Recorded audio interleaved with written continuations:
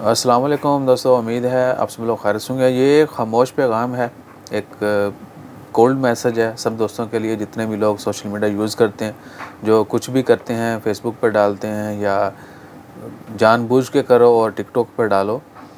تو ہماری ریکویسٹ ہے، بلکہ ریکویسٹ سے پہلے بتاتے چلیں کہ کل جو خودکشی کا واقعہ ہوا کراچی ایک مال میں، ایک نوجوان نے جو ہے وہ کود کر اپنی جان دے دی۔ اللہ تعالیٰ ہمیں ہدایت دے اور آئندہ ہر کسی کو اپنی حفظ و ایمان میں رکھے۔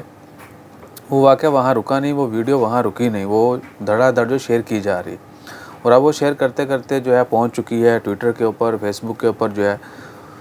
پہلی چیز کہ ہماری گورنمنٹ بھی کافی سلو ہے، ادارے جو ہیں وہ بہت ہی سست ہیں، اور سست کیوں ہیں یا کیوں وہ اس طرح کے کاموں کے اوپر چاہے وہ ایکشن نہیں لیتے یا ٹائم پہ کیوں ایکشن نہیں لیتے، اس کی بہت ساری وجوہات ہو سکتی ہیں۔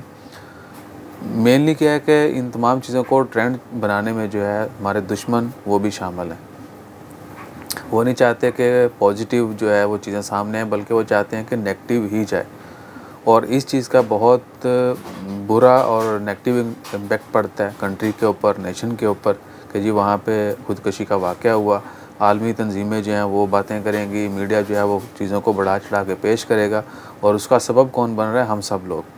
ایک واقعہ ہوا، آپ نے دیکھ لیا، چلیں آپ اپنے تک رکھیں، آپ اگلے 10 بندوں کو شیئر مت کریں، وہ اگلے 10 کو کریں گے، چلتے چلتے بات جو ہے وہ ایک تو بات کا بتنگڑ بن جائے گا، اور وہ پوری دنیا کی نظر میں آئے گی، اور یہ ہمارے اپنے ہی خلاف ہے۔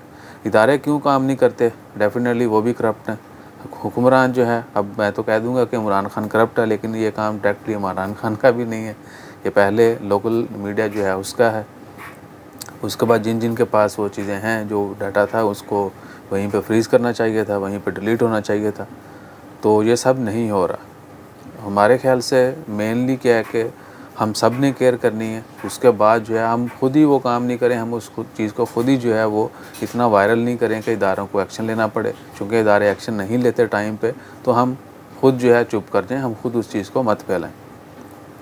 باقی اللہ تعالیٰ خیر کرے۔